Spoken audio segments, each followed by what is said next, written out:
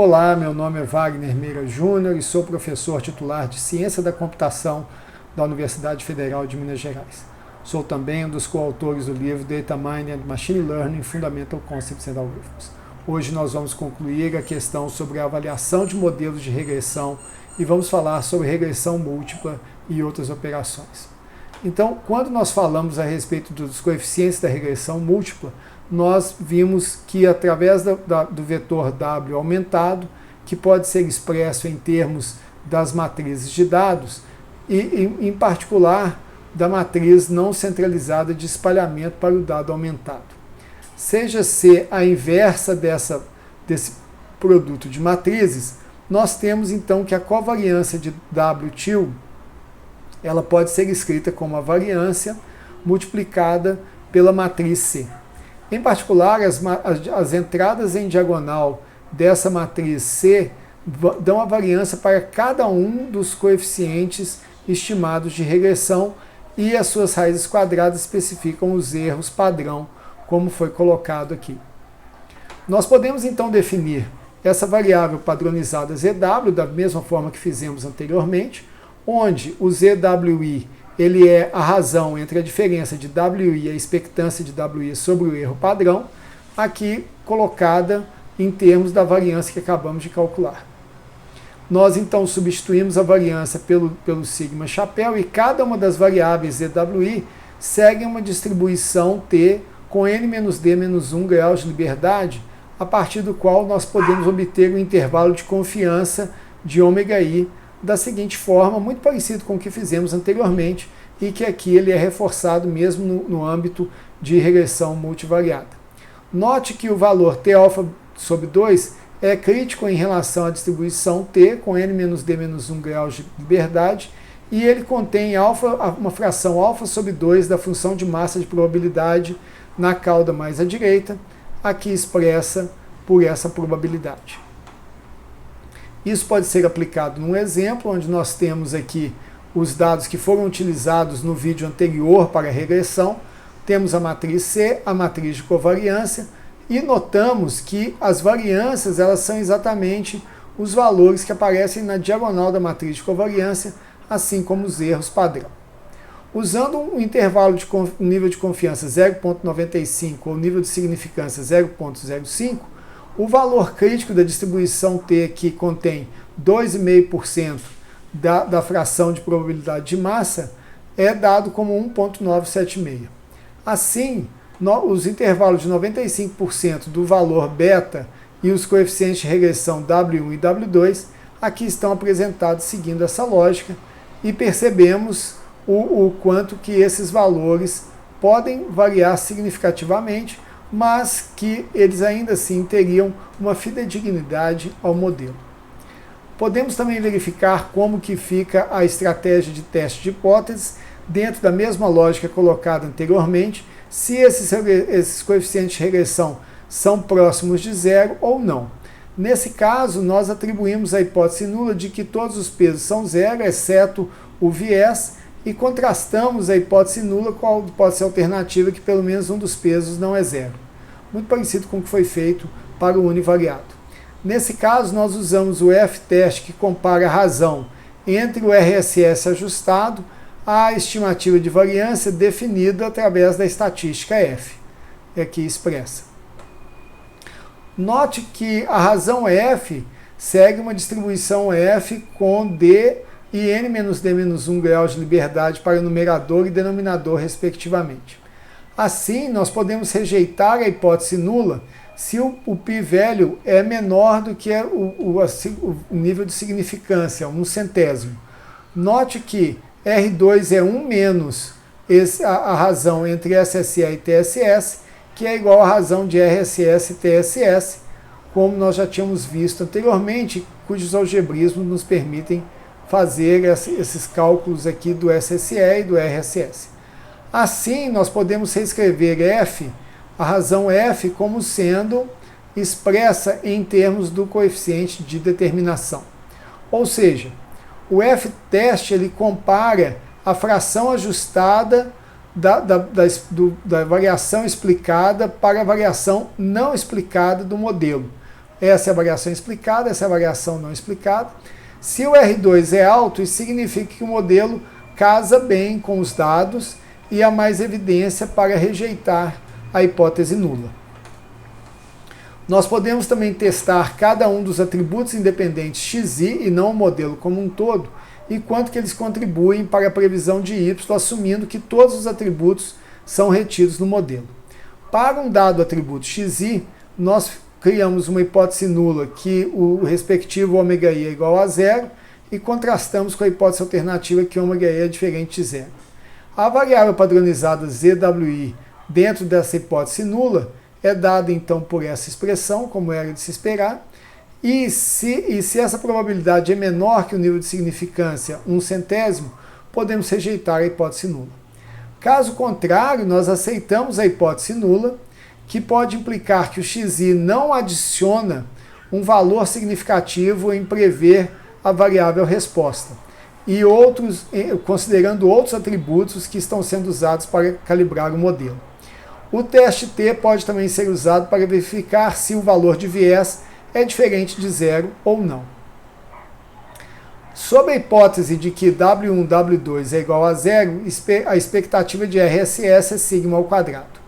Assim, nós esperamos que a estatística F seja próximo de 1 e nós verificamos se é esse o caso aplicando aqui na fórmula. Usando a distribuição F com 2.147, com 2 e 147 graus de liberdade, nós temos que um p-value é próximo de zero, ou seja, tal valor de estatística F é extremamente raro e, portanto, a gente pode rejeitar a hipótese nula e concluímos que y ele depende em pelo menos um das variáveis x1 ou x2. Nós também podemos testar cada um dos coeficientes individualmente. Para W1, a hipótese nula é que W1 é igual a zero, a alternativa é que W1 é diferente de zero. Assumindo o modelo, nós calculamos Z de W1 vai dar menos 1,98, aplicamos o p-value, vai dar 0,0496, e uma vez que o p-value é apenas marginalmente menor que a significância de 5%, isso significa que x1 é fracamente relevante para prever y na presença de x2. De fato, se nós utilizarmos um nível de confiança mais restrito, que é 1%, nós vamos concluir que x1 não é preditivo significativamente dado x2, que é exatamente um exemplo interessante de redução de dimensionalidade. Por outro lado, verificando individualmente para ômega 2, se nós avaliarmos ômega 2 igual a zero versus ômega 2 diferente de zero, nós temos que o Z é 23,2, o p-value é próximo de zero, ou seja, x é significativamente preditivo de y mesmo na presença de x1. Usando o t-teste, nós temos que o valor de b é menos 0,007, p-value 0,94, para um teste de duas caudas. Isso significa que nós aceitamos a hipótese nula que beta é igual a zero e rejeitamos a hipótese alternativa, como era de se esperar, porque estamos falando de dados centralizados. Ou seja, notem que essa é uma ferramenta, embora ela não seja completamente precisa, ela é uma ferramenta muito interessante para que nós avaliemos a qualidade desses modelos de regressão múltipla. Vamos então avaliar como que isso pode ser visto do ponto de vista geométrico em termos desses testes estatísticos. A geometria da regressão múltipla provê outras, vamos dizer, instintos em termos do teste de hipótese para verificar o efeito da regressão. Seja x barra o atributo centralizado e x barra o atributo centralizado das variáveis previstas. Nós temos então um espaço n-dimensional sobre todos os pontos que é dividido entre três subespaços mutuamente ortogonais, nominalmente o espaço da média SMI, o espaço SX, que tem a variável d-dimensional centralizada, e o espaço de erro SY, que contém o erro epsilon. O vetor y, então, ele pode ser decomposto em três componentes que levam cada um desses espaços em consideração, tanto o valor da variável y quanto o valor do y centralizado quanto o y. Lembre-se que os graus de liberdade de um vetor aleatório são definidos pela dimensionalidade do seu espaço que o contém.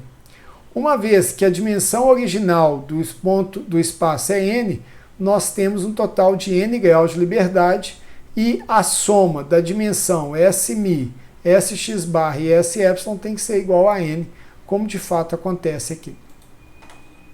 Bom, o modelo de regressão, ele expressa que o xi ele é um vetor d-dimensional, o yi ele é exatamente a aplicação desse vetor, né, dos pesos ômega sobre esse vetor, e o εi, como foi dito anteriormente, varia randomicamente, de acordo com a distribuição normal com média zero e variância sigma. A distribuição do erro, então, é dada pela distribuição normal aqui expressa, que segue o fato de que o determinante de sigma é igual a 1 sobre a variância, a matriz unitária, identidade. A densidade de epsilon é, então, a função do seu comprimento quadrado, né, do quadrado do seu comprimento, da norma ao quadrado do seu comprimento, independente do ângulo. Em outras palavras, o vetor epsilon é distribuído uniformemente sobre todos os ângulos e igualmente provável de apontar em qualquer direção, o que é um resultado muito interessante. Note que a esfera n-1 dimensional, que contém o epsilon, pode estar em qualquer orientação. Note ainda que a regressão da população, o modelo de regressão de população, difere do modelo aproximado. O erro residual epsilon é ortogonal ao vetor de resposta prevista, centralizado, que atua como uma estimativa de y bar dado x bar. Por outro lado, no modelo de regressão populacional, o vetor de erro epsilon pode estar em qualquer orientação comparado com a expectativa. Isso é mostrado nessa figura, onde nós temos aqui os três eixos mencionados, nós temos aqui a expectativa de y barra dado x barra, e aqui nós temos o y barra e o vetor epsilon, que é em uma direção que pode ser qualquer uma que leve do centro à superfície dessa esfera. Como que isso então pode ser utilizado para fins de teste de hipótese? Considere um modelo de regressão, que já foi bem conhecido. Para testar se x1 e xd são úteis na previsão de y, nós consideramos o que teria acontecido se todos os coeficientes de regressão fossem zero, o que forma uma hipótese nula. Nesse caso, o y barra seria igual a epsilon, ou seja, sob a alternativa de hipótese HA, pelo menos um dos WI são não zero, o que nos traz essa formulação aqui. Assim, a variação y barra ela é deslocada da origem zero na direção da expectativa de y barra dado x barra. Na prática, nós podemos estimar essa expectativa projetando y barra sobre sx barra e s epsilon, como é feito aqui. Então vamos lá, visualizando a hipótese nula. A variação de y é centrada na origem zero, porque ela não considera que existe um componente de y e está toda dentro da esfera, enquanto que na hipótese alternativa ela considera que o y existe e existe um y barra e ela continua aqui ao longo de toda a esfera. Uma vez que a gente espera que a diferença entre y chapéu barra na hipótese nula e alternativa, sugerimos um teste baseado nos comprimentos relativos de y barra e epsilon. Entretanto, a gente não pode compará-los porque eles têm um espaço dimensional diferente e nós temos que normalizá-lo pelo número de dimensões. Então aqui nós temos o y barra chapéu, que é a norma ao quadrado de y barra chapéu, dividido pela dimensionalidade de sx barra, que é d, e aqui o erro dividido pela dimensionalidade de s epsilon, que é n menos d menos 1.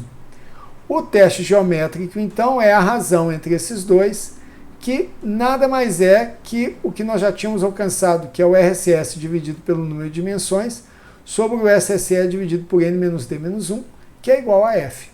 Novamente, se f é próximo de 1, então a hipótese nula é garantida e ele não depende dos xi. Se f é grande, com um p-velho menor do que um alfa, então nós podemos rejeitar a hipótese nula e aceitar a hipótese alternativa, que y depende de pelo menos 1xi. Bom, com isso nós concluímos aqui a regressão sobre avaliação de modelos de regressão e concluímos também os vídeos do livro.